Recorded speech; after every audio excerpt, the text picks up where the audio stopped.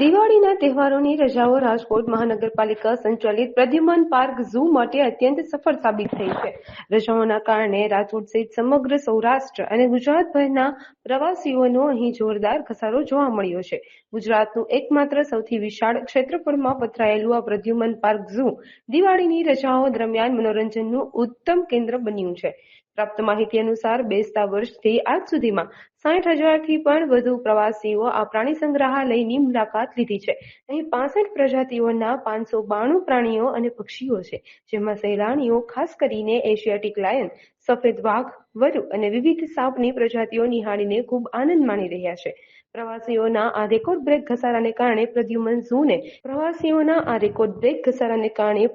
ઝૂને તહેવારની આ સિઝનમાં ₹11.50 લાખથી પણ વધુની વિક્રમી આવક થઈ છે.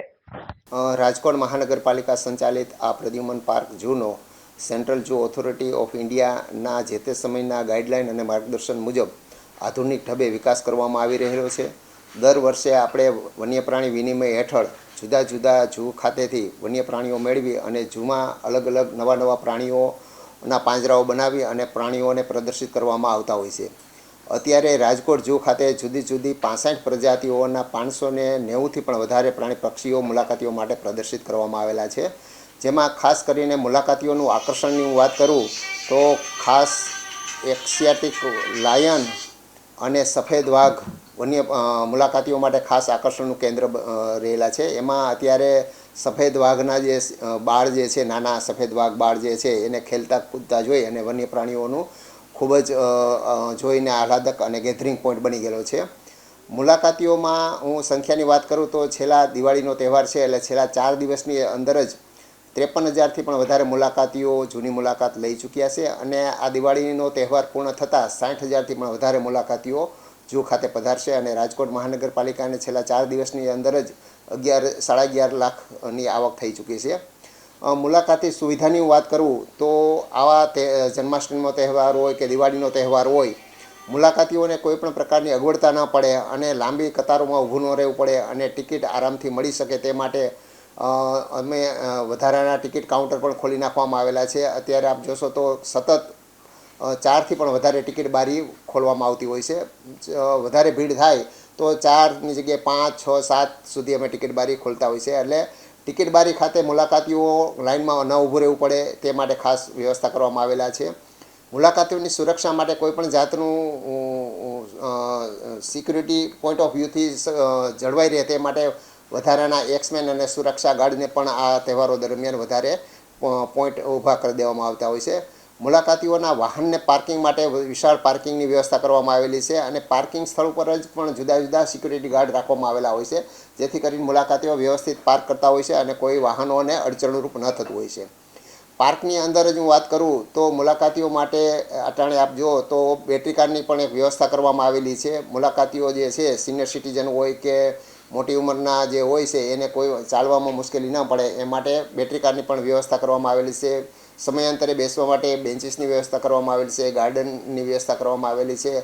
એટલે આમ ઓલ ઓવર જોઈએ તો મુલાકાતીઓ માટે રાજકોટ ઝૂ અત્યારે ફરવા માટેનું એક આદર્શ સ્થળ બની ચૂકેલું છે. છેલ્લા 4 દિવસની અંદર જ 53,000 મુલાકાતીઓ ઝૂ ખાતે પધારતા રાજકોટ મહાનગરપાલિકાને 11.5 લાખની આવક થયેલી છે. કારણ કે આમ જોઈએ તો ટિકિટના દર જે છે એ ખૂબ જ મામૂલી છે. પુખ્ત વયના માટે ફક્ત અને ફક્ત ₹20 છે, નાના બાળકો માટે ₹10 છે. એમ જોઈએ તો અહીંયા આમ જે આવકની દ્રષ્ટિએ વાત કરું તો ટિકિટના દર ખૂબ જ નોમિનલ રાખવામાં આવેલા છે અને સ્કૂલ કોલેજના બાળકો માટે તો 50% કન્સેશન આપવામાં આવેલી છે. એટલે સૌરાષ્ટ્ર માટે ફરવા માટેનું જે બાળકોને શાળા કોલેજના બાળકો માટે ફરવા માટેનું પણ એક આદર્શ સ્થળ બની ચૂકેલું છે. મારું નામ રેખાબેન રાઠોડ. અહીંયા બહુ મજા આવે છે. અમે જૂનાગઢથી ફરવા આવ્યા છીએ અને પ્રાણી સંગ્રહાલયમાં બધા બાળકોને ફેમિલી બધા ફરવા આવ્યા છીએ ને મગર ને એવું બધું જોયું છે. છોકરાને બહુ મજા આવે છે અને અમને પણ મજા આવે છે. સારું, અહીંયા બહુ મજા આવે છે અને ફરવાની પણ મજા આવે છે, જોવાની મજા આવે છે. મગર જોઈ અમે, પછી હજી જોવાનું બાકી છે. હમણાં આવ્યા છીએ હજી તો અમે સિંહ જોયા, પછી વરુ જોયું, એવી રીતનું બધું શિયાળ જોયા. બધાય મજા આવે, ન્યાય મજા આવે એવું છે ને અહીંયા મજા જ આવે. છોકરાઓને બધાને મજા જ આવે છે. ફેમિલી આખી છીએ અમે બધા સાથે.